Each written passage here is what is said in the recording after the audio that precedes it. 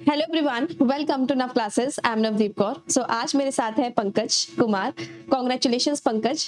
पंकज का एनआईटी जालंधर में पीएचडी का एडमिशन हो चुका है एंड वो रिसर्च मेंटरशिप कोर्स के मेरे स्टूडेंट भी हैं। पंकज जी, आपको कैसा लग रहा है?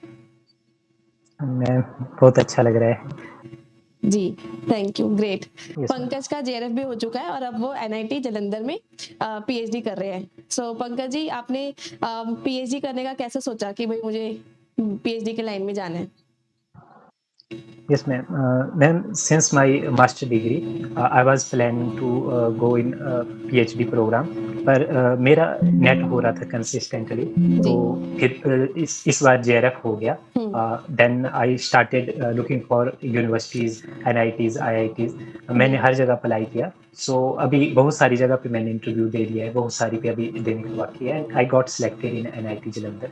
Yes ma'am. जी, ठीक है। सो आपको ये कैसे पता चला कि नव क्लासेस पे रिसर्च मेंटरशिप कोर्स होता है और इससे प्रिपरेशन हो सकती है? जी। Yes ma'am. मैम, जैसे जेआरएफ क्लियर हुआ, हाँ। तो अब तो कन्फर्म था कि पीएचडी करनी ही है। तो नेक्स्ट जो स्टेप होता है वो यही होता है कि आपको रिसर्च प्रपोजल बनाना है। तो I also starting searching on YouTube. तो वहाँ पे आपकी मुझे एक वीडियो दिखी, तो आई वॉच दैट। तो मुझे पता लगा कि ऐसे ऐसे करके आपकी एक ऐप है। तो आई डाउनलोडेड दैट ऐप। तो वहाँ पे मैंने रिव्यू रिव्यू देखे जो स्टूडेंट ने दिए हुए थे। तो आई थॉट कि मुझे खरीदना चाहिए। उसके बाद ma'am there was a quiz, I think it was on 29th March. So मैंने उसमें पार्टिसिपेट किया and by the grace of God मैं टॉप 10 में आ गया and I was eligible for discount. तो फिर कंफर्म हो गया कि अब तो लेना ही है। जी। सो आई टुक योर कोर्स 10। तो आपके उसके बाद मैंने आपकी हर एक वीडियो को देखना स्टार्ट किया। तो मैम बहुत अच्छा था आपका कोर्स जी, लिटरली। यस चलो, मैम। Thank you. अच्छा जी। सो एनआईटी में मतलब इसका प्रोसेस बताइए कि इसमें फॉर्म फिल होते हैं, इंटरव्यू होता है या कोई एग्जाम भी होता है बीच में? Yes ma'am. मैम, बेसिकली इसके इसका एक जैसे अपनी एडमिशन फॉर्म आता है, तो इसमें भी 3 तरह से कैटेगरी होती है। एक वो स्टूडेंट जिनका जेआरएफ है, जिनका जेआरएफ है और नेट है, वो डायरेक्ट इंटरव्यू दे सकते हैं। बट जी। जिनका मान लीजिए ना तो नेट है, ना ही जेआरएफ है, तो उनको एंट्रांस देना पड़ता है और एंट्रांस के बाद उनका इंटरव्यू रहता है। बट नेट और जेआरएफ वाले जो है वो एंट्रांस एग्जाम से एग्जेम्प्टेड होते हैं। दे directly can appear into okay, interview. Yes ठीक है। मैम। अच्छा, मतलब एनआईटी वाले अपना भी एंट्रेंस लेते हैं जिनका नेट जेएफ यस नहीं मैम। हुआ हुआ उसके लिए, तो ये ऑप्शन है यस मैम। अवेलेबल। ठीक है।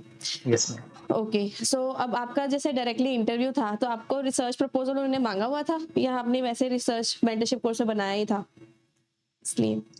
Yes ma'am. नहीं मैम, एक्चुअली मैम उन्होंने पीपीटी के लिए कहा था, पर मैं अपना रिसर्च प्रपोजल लेके गया था। हाँ। तो आई शोड देम, तो उनको वो भी पसंद आया। Yes ma'am. जी। तो ये चीज इंपॉर्टेंट है। काफी बच्चे कहते हैं कि रिसर्च प्रपोजल तो मांगा ही नहीं है तो हमें बनाने की नीड नहीं है, लेकिन आप पंकज से एग्जांपल ले सकते हो। उन्होंने रिसर्च मेंटरशिप कोर्स में मैंने जो रिसर्च प्रपोजल सिखाया था उसके हिसाब से बनाया। ये जो एक्स्ट्रा एफर्ट्स आप डालते हो ना छोटे छोटे, इनसे बहुत अच्छा इम्पैक्ट आता है एक्चुअली।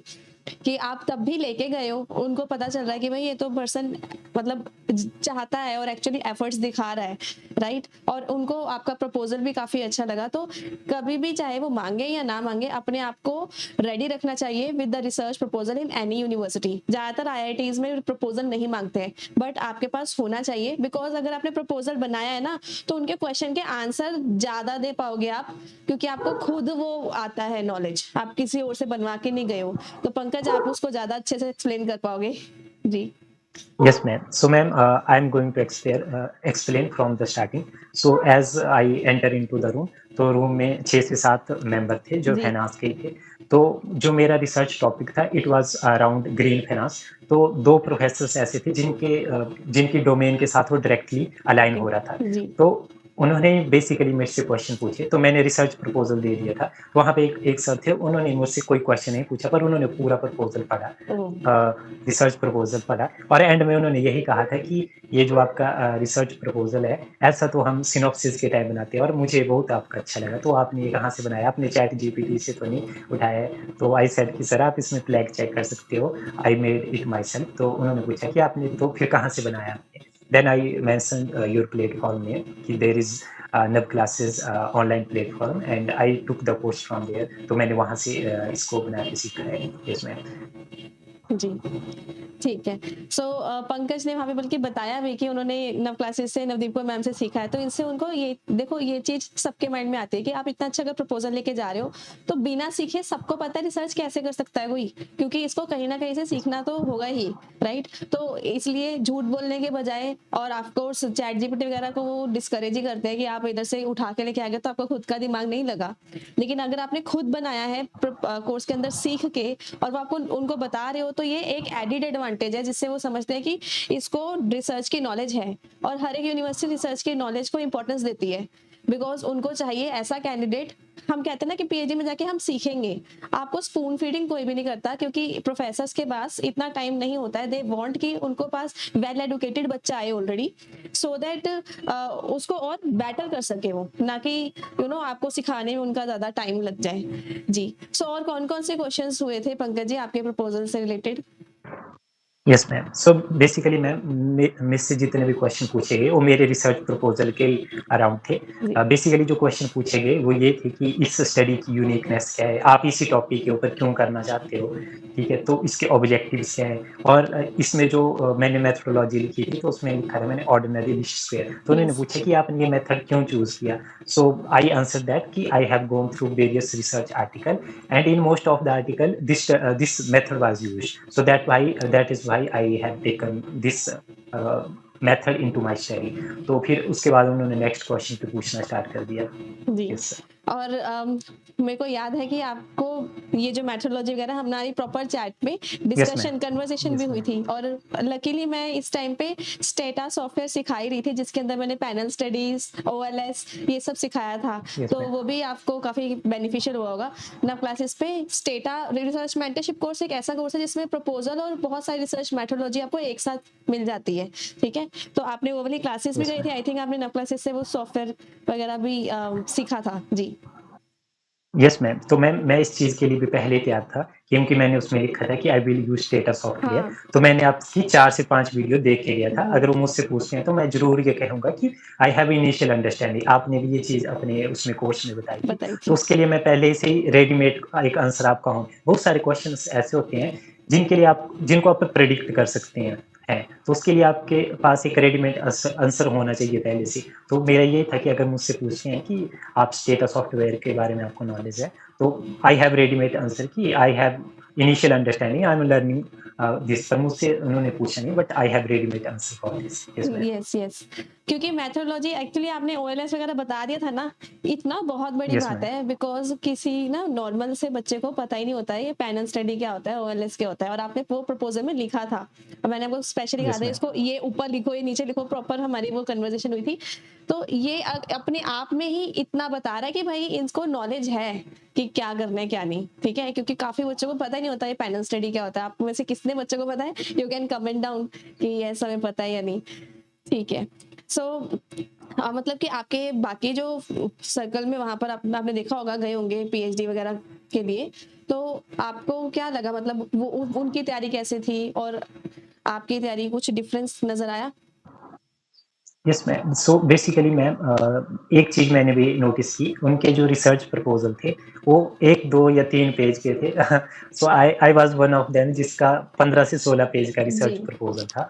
सो मुझे लगा कि मतलब ये एक तरह का कॉम्पिटिटिव एडवांटेज है। और जी। एक और चीज़ मैं मैम ऐड करना चाहूँगा, कई बार प्रोफ़ेसर्स को क्या होता है कि वो आपको लेना चाहते हैं, पर हो सकता है कि उनको आपका टॉपिक पसंद ना आए। जी। तो यही चीज़ मेरे साथ भी हुई। एट द एंड सब कुछ क्वेश्चनिंग होने के बाद मैम ने एक क्वेश्चन पूछा कि Pankaj, are you ready to change your topic. So my answer was, इस चीज़ के लिए मैं पहले से ही रेडी था कि ma'am I am open and flexible to refine और change my topic as per your expertise. तो यस। मुझे लगता है कि वो भी एक तरह का मेरे लिए प्लस पॉइंट था। ये हर जो जगह होता है, आप सही कह रहे हो।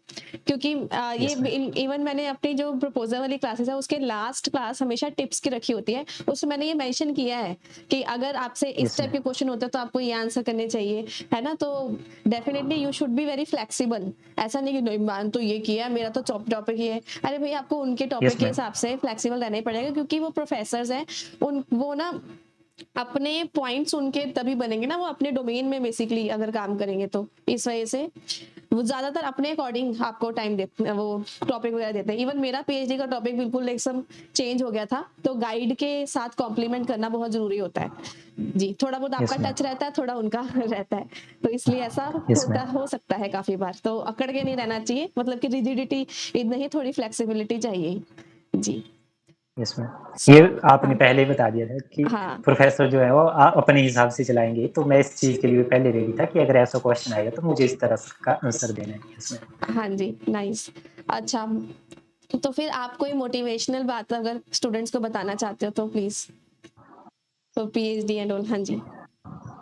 यस मैम, मैं यही करना चाहता हूँ कि खुद पे ट्रस्ट रखें और एक्चुअली क्या होता है कि जब हम वहाँ पे जाते हैं, तो बहुत सारे बच्चे आए होते हैं, तो हम हुँ, कई बार नर्वस हो जाते हैं। हमें लगता है कि सामने वाला हमसे ज़्यादा हुँ, कॉम्पिटेंट है, ये तो हमें खुद पे भरोसा रखना है और सबसे ज़्यादा ज़रूरी है कि जो हम उसमें लिख के जा रहे हैं उसके बारे में हाँ, हमें पता होना चाहिए। क्योंकि 2 चीज़ें, एक है कि अगर आपके रिसर्च प्रपोज़ल के बारे में क्वेश्चन पूछा जा रहा है, तो आप ये नहीं कह सकते कि I am not aware of this, मुझे इसके बारे में नहीं पता है। हो सकता है कि वो आपके सब्जेक्टिव नॉलेज पूछ ले, जी, मास्टर लेवल का हो, उसमें आप कह सकते हैं कि I am not able to हाँ, recall, I am not able to remember. But research proposal के केस में आप ऐसा नहीं कह सकते। तो रिसर्च प्रपोज़ल में जो भी आप लिख रहे हैं, बेसिकली पार्टिकुलरली जो आपके ऑब्जेक्टिव हैं, जो आपकी हाइपोथेसिस हैं, आपने जो भी एनालिसिस टूल लगाने हैं, उसके बारे में आपको ओवरऑल अंडरस्टैंडिंग होनी चाहिए, क्योंकि वहाँ से ही क्वेश्चन बेसिकली पूछे जाते हैं। Yes ma'am. बहुत अच्छा स्ट्रॉन्ग पॉइंट बोला ये। ज़्यादातर बच्चे इसको नज़रअंदाज कर देते हैं कि देखो, अगर मेरे को मेरे सब्जेक्ट का कोई पूछ रहा है, ज़रूरी नहीं कि ऑन द स्पॉट मेरे को सब कुछ याद रह रहा है, लेकिन प्रपोज़ल तो मैं खुद बना के लेके गई हूँ ना, और अपने टॉपिक पे अगर उससे के अंदर से ही कुछ नहीं समझ में आ रहा, मेथोडोलॉजी हो गया, हाँ, वो टॉपिक अगर करंट से रिलेटेड है, तो उसके थोड़े बहुत करंट अफेयर वो भी आने चाहिए, ठीक है? तो वो चीज़ आपके पूरे फंडे क्लियर होने चाहिए। बहुत ज़्यादा आपने स्ट्रॉन्ग पॉइंट बोला है, जिसको काफ़ी बच्चे इग्नोर मार देते हैं। जी। So you yes. Should be very ready. आप ना सीरियस होके जाओ, ये मत सोचो यार हो जाएगा तो ठीक है, ट्राई मारने जा रहे हैं। अरे ट्राई भी क्यों मारना है, जितनी बार भी जा रहे हो एटलीस्ट गिव योर बेस्ट। अगर वो एक अलग बात है कि किसी यूनिवर्सिटी में आपको लेना है या 2 दिन में सिलेक्ट हो गए हो, तो आप चूज कर सकते हो। At least you will be proud of कि भाई देखो मैं इस लेवल का हूँ कि मैं कर पाया हूँ इतना डिफेंड अपने आप को, ठीक है? लेकिन जब भी यस आप मैम। जा रहे हो, आप यार आप फीस में तो भर रहे हो ना कहीं की, 500,000 जितनी भी होती है, 1500, वो फीस को जस्टिफाई तो करोगे, अपने पैसे हैं या आपके पेरेंट्स का है, तो उसको आपको इम्पोर्टेंस देना है कि हाँ मेरे को अपने आप को बेस्ट दे के आना है, और उधर नर्वस होने के बजाय अपने ऊपर कॉन्फिडेंस जरूरी है, ठीक है? चलो, सो यस मैम। जी, ठीक है, तो आई होप कि सब कुछ कवर हो गया होगा। Is there anything else, Pankaj? I think ma'am. हो गया, ठीक है। तो आपके यस मैम। पेरेंट्स का कैसा रिव्यू है, मैं ये जानना चाहती हूँ। पेरेंट्स बहुत ज़्यादा खुश हैं। लिटरली जब जेआरएफ भी हुआ था, तो मदर और फादर बहुत ज़्यादा खुश हुए थे। तो मुझे जेआरएफ की इतनी खुशी नहीं जितनी उनको देखकर खुशी कि एट लीस्ट मेरी वज़ह से वो खुश हुए। तो यस, वो अच्छा मोमेंट था। Yes ma'am. जी, आप बिल्कुल सही कह रहे हो कि देखो आपने मेहनत करी है तो फल आज नहीं तो कल तो मिलेगा ही। और वैसे बहुत बड़ी अचीवमेंट है कि आपका जेआरएफ है और उसके बाद एनआईटी में एडमिशन हो गया है, सबका नहीं होता है, ठीक है? दिस इज ऑल्सो प्राउड की बात है। बट हमारी मेहनत की वजह से हमारे जो पेरेंट्स के फेस पे खुशी आती है, आपको पता है जैसे आपके फेस पे खुशी आती है, कल हमने फोन पे बात करी थी, तो उसके बाद मैंने यस सारे मैम। ग्रुप्स में सभी मतलब क्लास में भी डिस्कस बच्चों को बोला कि देखो पंकज आज एनआईटी में सिलेक्ट हो गए हैं। तो मतलब वही सेम खुशी हमें एज अ टीचर भी होती है कि मेरी मतलब मेरा स्टूडेंट आज ये कर पाया है, ऐसे आपके पेरेंट्स को भी हो रही होगी कि आज मेरा बच्चा इस काबिल बन पाया है।